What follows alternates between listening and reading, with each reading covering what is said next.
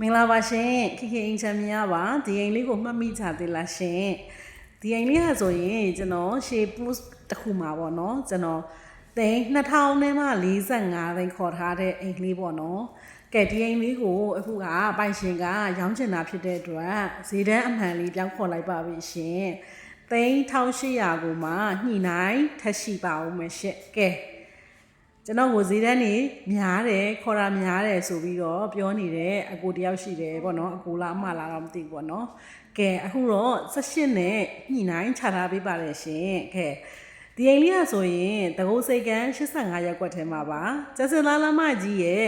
ကြော်ကပ်ဖြစ်တဲ့အတွက်အဝင်ထွက်တာတဲ့အိမ်လေးက20 60မြေပေါ်မှာ10ပေ60မြေကွက်နဲ့10ပေ60တစ်ထပ်ခွဲစတီးစထရက်ချာတစ်ချက်ခွဲတိုက်တစ်ကလေးပါရှင့်လူမနေရသေးပါဘူးရှင့်ကဲဒီအိမ်လေးကိုရေရမီးရအပြည့်စုံလုပ်ပေးထားပါတယ်ရှင်ကဲလက်တင်တက်နေုံပါပဲရှင့်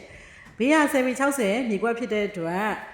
မိသားစုများတာပဲဖြစ်ဖြစ်ပေါ့နော်ကိုယ်တိုင်အိမ်ဆောက်ချင်တဲ့သူတွေအတွက်ဆိုရင်အဆင်ပြေပါတယ်ရှင့်ကဲဒီအိမ်လေးရဲ့ဈေးနှုန်းလေးကတော့3800ညှိနှိုင်းလေးပါရှင့်ပါမင့်မူရင်းတစ်ချမ်းပါရှင်ကျေးဇူးပါရှင်